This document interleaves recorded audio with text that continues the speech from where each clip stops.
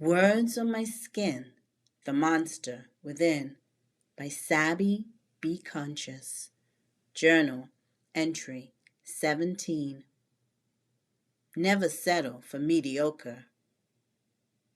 Dear Diary, he scared me immensely, forcing me to come face to face with me and my reality. So let's see. This is how it started. Stone pursued me, as I said. I was uninterested.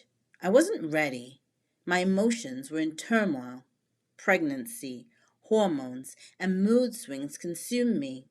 He was relentless, oblivious to my condition or situation, but deeply aware that I was not in a good place. He made me feel seen, heard, wanted, an attention I craved for because I was being cheated on both physically and spiritually while being pregnant. Dreams of building a family with Nate were shattered, knowing that he was entertaining another woman, or women for that matter. I realized he wasn't serious, and the love that exuded out of me was not returned in the same manner. I didn't fit, and I needed to fit somewhere. Do you know that feeling? Just for a moment, someone sees you. Really sees you to the point you think he's psychic. He can explain your idiosyncrasies, talk to your unspoken thoughts while reading through your released emotions. He's deep, and I liked his deepness. I liked the forbidden fruit. I liked feeling my hand burn in the fire, but I resisted him for a year. Then he texted me out of the blue. I decided to reply with much trepidation. And let me tell you, I did not give this man my number. Anyway, a date ensued. By now, Nate and I were roommates, but that's besides the point. I know it was disrespectful to go out with Stone, but I didn't care. I forgot about the loss of Sweet Pea, my baby. I forgot about Nate's affair and expected love child. I forgot about the pain. I transitioned into a world of selfishness and became addicted to fulfilling my own needs, alerting me to the fact that 12 years had become meaningless and I was married to a man that wasn't my friend. You're going to see the importance of this when things start to get rough and there's no friendship to fall back on. It will alert you of the shakiness of the relationship and all the signs you dismissed. It will scare the crap out of you that you actually spent so much time with a person you barely knew. It felt like I was sleeping with a stranger. Stone's interaction with me uncovered more of me than Nate had over 12 years. A curtain was pulled back, revealing we weren't compatible. And like I said, we weren't friends. I know you're saying one indiscretion is not a reason to respond in the same manner. And this is true. But seriously, I didn't care. When you're taken advantage of consistently because you're a good, loyal, doting woman, there comes a point when it's borderline abuse. And I didn't want to be taken advantage of anymore. I cared zero what he thought and what others would say. You know why? Because people are full of shit. Yes, I said it. Full of shit. He has an outside relationship, and his mother knows, his father, brothers, sisters, grandmother, grandfather, aunties, uncles, all in the know.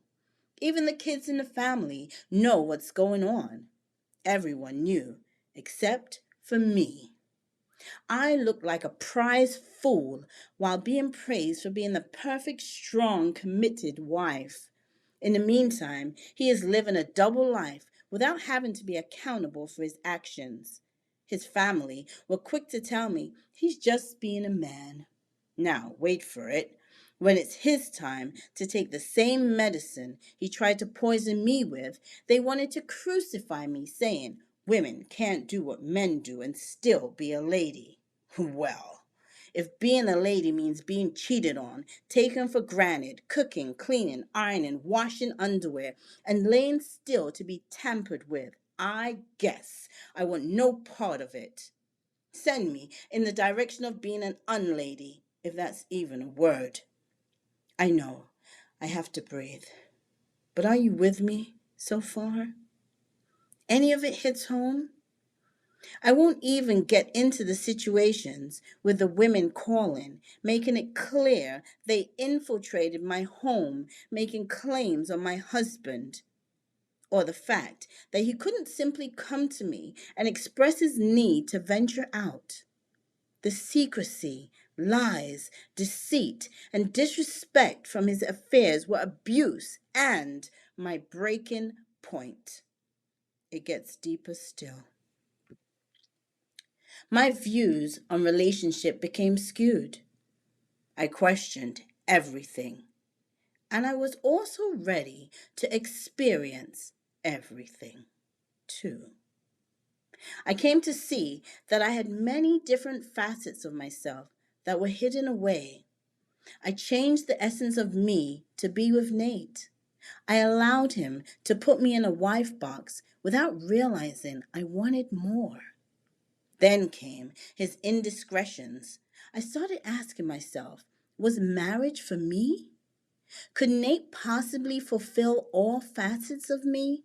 Especially with my unleashed monster running rampant. Being with Stone felt like a dangerous game. I was apprehensive that we would get addicted to one another. Emotions were woven into the mix. He wanted me for himself, despite being married too, and felt no one should have access to me. Stone wanted me to belong to him, only to put me back in the wife-like box I kicked my way out of with Nate. So I resisted, knowing he couldn't give me everything I needed either. My new experiences taught me that. In essence, I was in limbo, loving the freedom, yet wanting the security of companionship, fearful that companionship would bring me full circle to where I was. I took 10 steps forward, only to retreat back to 0, more like -5. I considered, what if? What if eventually I found the life I was longing for? What if he was my soulmate? What if a soulmate really existed and it was not a hopeless wish? What if it was Stone? Was it foolish thinking that I can have an element of freedom with a committed partner?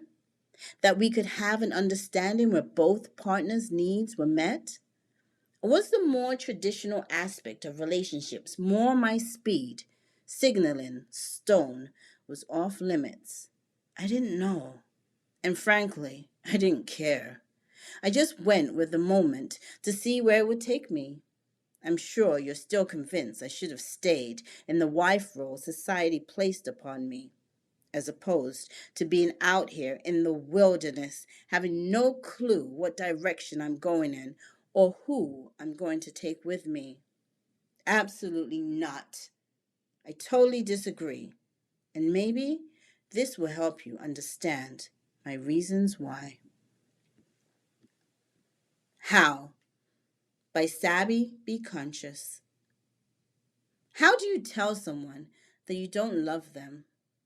How do you tell someone that you love being with someone else? How do you tell someone that you prefer your own space, that being alone is better than being lonely in a relationship? How do you tell them that their time has come, that you prefer them to be with someone else too? How do you tell them that their female friends can call whenever they please? How do you tell them that the good morning texts from their suitors no longer faze you, that you are numb to them, to their actions, to their feelings, to their thoughts, wants, needs? How do you tell them that? How do you tell them, I just want to be cordial with you, with no hard feelings, that I no longer see us growing old in rocking chairs? How do you tell them that your thoughts are consumed with finding yourself, that you made an incorrect decision that you want to undo?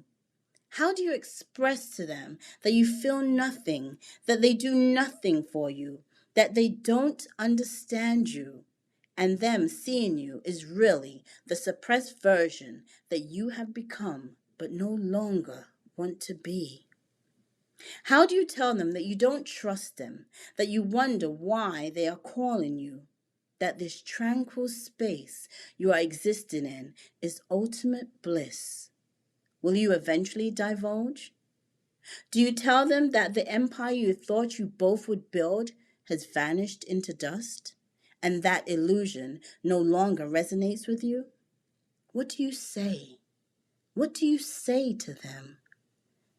Are they really that short-sighted that they don't realize you know what you know, that you've experienced what you've experienced, and you are good? Good to be alone. Good to be patient for what is to come without them existed in your space. Good to travel and explore the world by yourself, because with them it wouldn't happen. Good to be called beautiful, hun, darling. Good to explore all there is to explore. Good to be, just be. How do you tell them that? I ask you, how? Thank you for listening to Journal Entry 17. Subscribe and join me for my next journal entry. Until then, be conscious.